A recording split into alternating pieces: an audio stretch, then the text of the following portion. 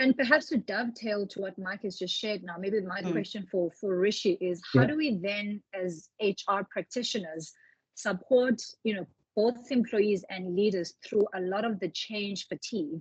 I think these last 5 years, we've seen, a lot of pivots, right? We've used technology, in a much more profound way to recreate and curate the workplace. And the unintended consequence of that is that people are change fatigued, right? Every other day, HR people are coming in to embed or integrate a new API into a system or a new way of doing stuff. And I know as a people practitioner, like a lot of the feedback I get, and sometimes the apprehension when I go in and present, the stuff that I do, people go, "Oh, this sounds great. Sheesh, like we're just trying to get through the last change." And so, so how cognizant are we in creating an environment of empowerment around some of these changes that are happening a lot more rapidly, I think, the last 5 years than we've ever seen, in the construct of the workplace for 20, 30 years prior? Yeah, I think good question, Andisa. The reality is that change is inevitable. The only constant that we say in retail is change. So we've got to make sure that we prepare the organization and create an environment that's acceptable to change. And instead of fighting and resisting the change, I think we're focusing our attention on providing our teams with more coping mechanisms on how to deal with the change. So making sure that we're creating space from a wellness perspective, making sure that in mental health is resources are available to help deal with challenges at that end. So as much as the pace of change and the degree of change is supplemented by the coping mechanisms that we provide. The reality is we want to do things better, faster. We want to produce better results. If we don't, our competitors will get ahead of us. So we're going to have to implement processes to change. But what we can't do is do that at the expense and by neglecting our team members. And when we do get team members coming on the journey, embracing the change, we celebrate the small wins and we celebrate it hard, because those small win celebrations gives us momentum and to push the wheel to get to bigger things. One of the things, the principles that we've applied is we've learned through Liz Wiseman, and she talks about prioritizing progress over perfection. In that every bit of change that we're looking for, we don't look for perfection at the next steps. It's looking for progress and how we are 1% better every single time to ultimately get to that point of perfection, as opposed to waiting for perfection, which sometimes never comes. Quite right. In fact, I thoroughly enjoyed her book as well. I think staying on the topic and theme of wellness, I think this has been a big priority, largely the last 5 years compounded by COVID. But I think we've also been at a place where we've had to redefine what is wellness in the workplace. And VANNIE alluded to it earlier, just around, creating these pockets of psychological safety in the workplace. Because, right, we spend so much time with each other at work. And so you want to be in an environment where, like your mental, well-being is as paramount, to the organization as is your performance. How better can we accelerate these efforts? Because I know, I think with the multi-generational workforce that we're now seeing, right? So you've got the younger guys, having different subsets of priorities versus then the mid-career hires, and those of us who have been conditioned into the workplace in a very different way. Our ability to weather storms looks different, and I think sometimes it's been to our detriment. But that was our social conditioning, right? We're now, most of us in our 40s, and our ability, I think, to navigate work is different. Mike, I mean, what are you seeing from your organization? I guess the difference between your employees that are more on the front lines versus, I think, your mid-career hires that kind of sit at HQ. Yeah, look, I think in many respects, everything that I've spoken to and Rishi's spoken to talks to exactly that. It's this combination of, at a very high level, leading with emotional intelligence, and then more at a granular level, creating the infrastructure and support in terms of employee wellness programs. But I guess the other layer to that is a lot of investment in people around leadership development and a better understanding, and being very deliberate about investing in leadership development so that there's a broader understanding, particularly in an organization of our scale and size, a real deeper understanding at every layer of the organization. It differs, the emotional intelligence and understanding of people's challenges at running a team of senior leaders is very different to running a team of guys working a store, serving customers every day. Sometimes it's as simple as understanding that, someone's had to get up in the dark 4 hours before they needed to work and catch 3 taxis and deal with all kinds of issues just to get to work. And people don't always come from the same environments and appreciate that. And it's just that level of emotional intelligence or right through the organization that you only get by a proper investment in leadership development and getting people to understand the style of leadership and thinking. Yeah, Rishi, would you like to add to that? Yes, I was going to do that, to say, look, there's a whole host of things that we've done to make sure that we take interest in our team member as an individual, not just as an employee. So one of the principles we apply in this awesome organization is we say, most companies say, leave your problems at the door. We say, actually, bring your problems to work. So that's very brave of you. And our chairman and CEO in every onboarding session will talk about that openly and say, as an individual, you understand you have challenges. You may have problems putting together, you've got debt collectors knocking at your door. You may want to get your personal will sorted out, whatever. Use the resources we have within our company. So we have a legal team here that you can book a 30-minute consult with at no cost to help you deal with your personal will and your personal challenges that you're facing with. As an example, we have an outsourced employee assistance program through various specialized partners who are available to you and your immediate household for 24/7 on demand on your phone. Should you need help counseling, if you're getting domestic abuse at 11 p.m. at night and you need help, these resources are available to you. So we take an interest in the person as an individual, as opposed to just limiting them to the employee. And that sort of coping mechanisms that we help provide our employees with helps us deal with the rate of change that we're introducing in the organization. Yeah, Wonderful. Sorry, Andisa, if I can just come in, I just want to build on Mike's emotional intelligence reference. I mean, that is very powerful because just to go back to the earlier question is, we talk about empowerment, we talk about employee engagement, but what is the how? And I just want to recap and just try and fit it into context. The first one is having self-awareness. That's emotional intelligence, being vulnerable, having a sense of self-awareness, to say, how do I manage then my emotions in this context?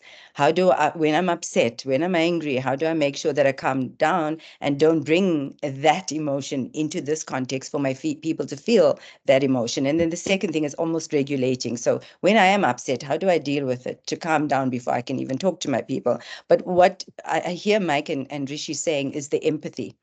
It's that empathy is understanding that people have to take the taxis and get to work. And when they get there, they are exhausted because of the travel, and understanding their context and perhaps maybe cognitive empathy and not, subjective empathy, understanding that context and giving them safety to be able to be productive at work. But a fundamental point in all of this is empowerment comes with, if you're going to make me responsible and accountable, then you need to give me the skills, the resources, and the knowledge to be responsible and accountable, and therefore empower me.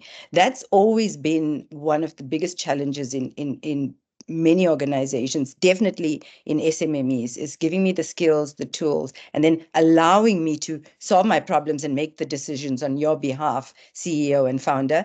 Maybe I'll just steer that back to Mike because he worked in that as well. If he can just make a comment on that, is that real, Mike? Yeah, I mean, that's always the challenge with SMMEs. It's while you're in that growth trajectory, it's great for Rishi and I, who in the last while have led large organizations with large resources. And so you have the luxury, if I can put it that way, of being able to commit, both resource, people, and infrastructure to do these things that we talk to. Small businesses that are growing don't start with infrastructure and resources committed to these things.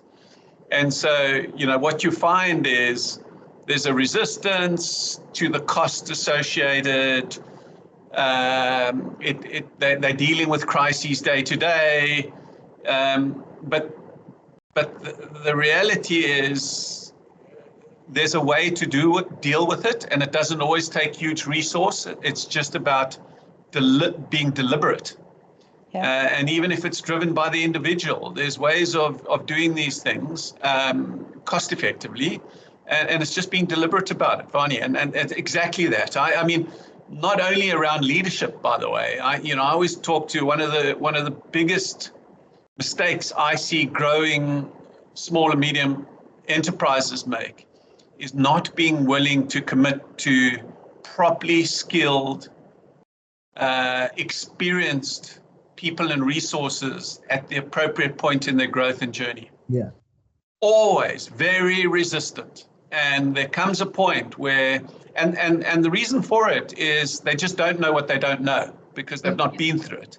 And they've not seen the power and the value unlock and the ROI in investing at the right people at the right time. So whenever I've consulted to small, medium enterprises, it's always been the biggest conversation. You're needing this resource here, this resource there, and it's this debate about, oh, but we can't afford it.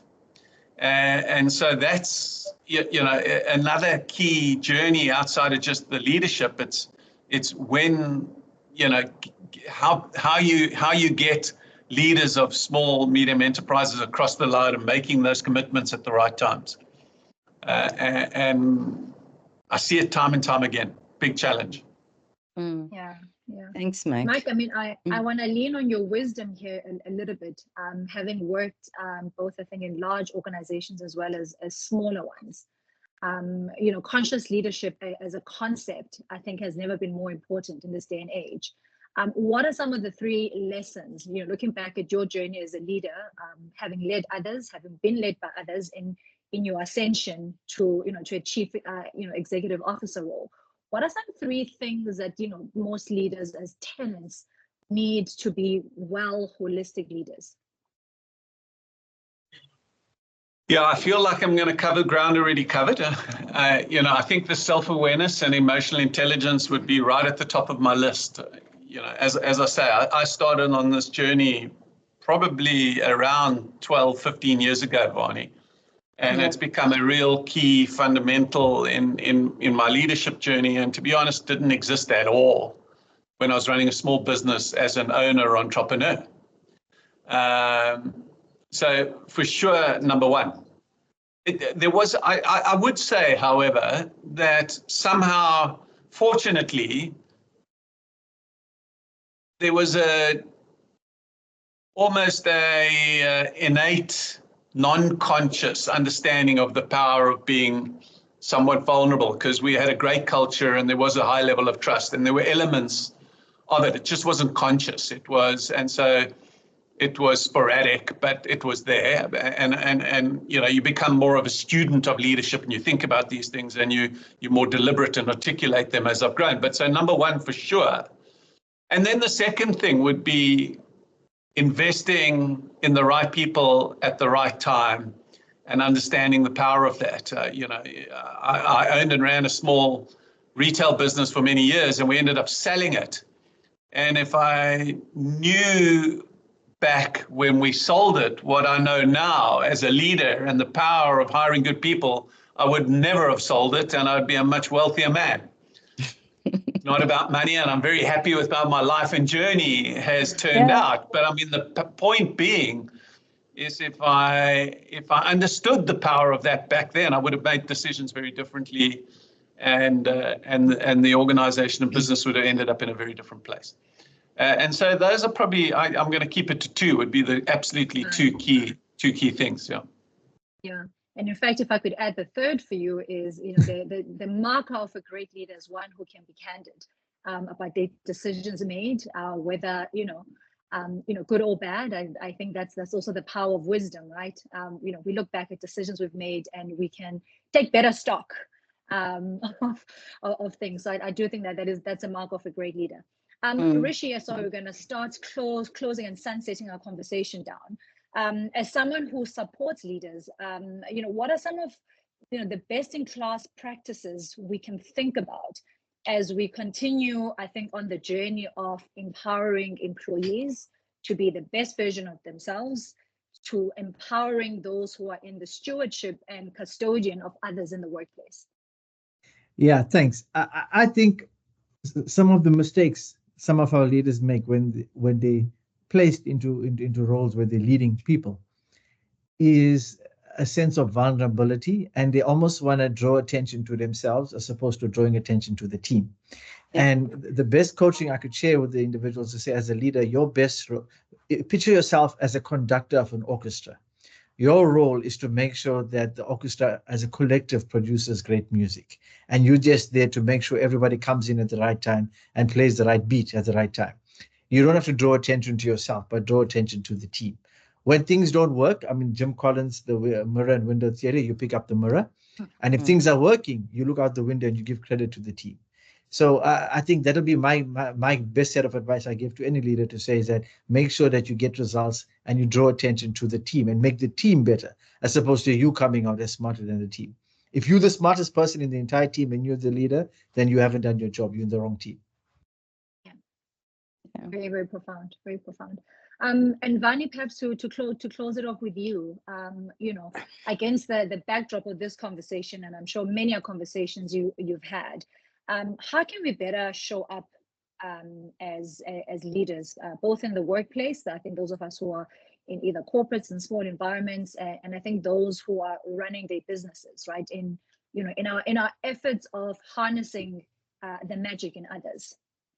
Yeah, I think, you know, it's been said in the session today, but fundamentally it's about leaving that ego behind and working on yourself first. You know, if just listening to Mike's example is an example that I'm hearing every single day in the SME world. You know, because the struggles are between financial versus investment in myself and in my people for long-term sustainability. And the comments often from leaders is, I don't have the time. I'm chasing my tail because there's so much to do. We have limited resources. But what we're hearing, and my guidance, and I certainly have heard it from the panel now, is that find the time to focus your effort on what matters. Firstly, yourself. Make sure you've got the skill set to be the great leader, to harness your EQ, to engage your team with trust, to look in the mirror, as Rishi said, to make sure that you speak to yourself first to make those changes. And I think that is important. But even more important is, often we hear the time being an issue and the money being an issue, but let's be honest, if you focus on your people and get the right people in, as Mike and Rishi was talking about, if you have the time and invest and tell them why.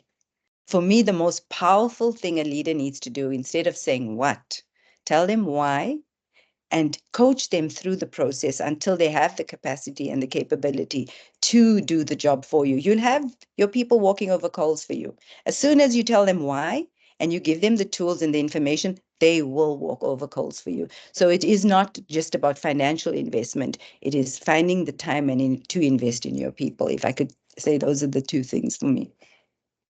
Yeah, wonderful, wonderful. Thank you so much, and thank you for being generous with your wisdom. I think there's so many nuggets here that we could all walk away and sink our teeth into. I think as we continue the journey of wanting to show up for our people, but I think more importantly, showing up for ourselves. I also want to thank our sponsors, which is Ignite, SME, as well as Oaktree People Solutions, for creating the space for us to have and convene this dialogue of leadership and what is the definition of truly empowering our leaders so that they can show up as the great engines and captains of industries that they are. And so with that, I think we'll park today's conversation right at this point. And thank you for joining us. Thank you. It's a pleasure being here. Thank you, Andisa.